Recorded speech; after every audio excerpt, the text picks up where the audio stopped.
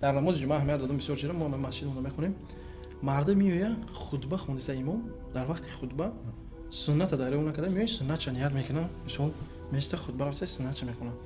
бисёриёша бо мегӯм ки нахонем, мисол дуруст нест, бо хафо мешаванд. Мо ҳам бо мегаем чи маҳмадоноӣ дорем, мисол ан гап мегада.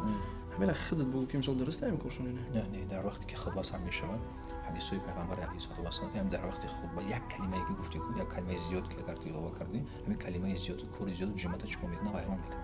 Ҷумъат вайрон мешавад. Барои ҳамин вақте ки хутба рафтиса бошем, вақте имом хутба ки хондиса ки мо масҷид ки омадем, не намози таҳия, не суннат намоз намехонем. Қарора мешинем хутбаро гӯш мекунем.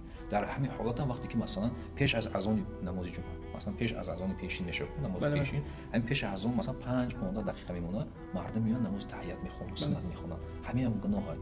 Ягон намоз нест. Вақте истиво, вақте ки истиво шуд, бояд ягон намоз мехонанд. Рост мешавад. Бояд яънда дуруст нест. Қиём меган масалан истиво шак боридан, ягон намоз бояд нахонем.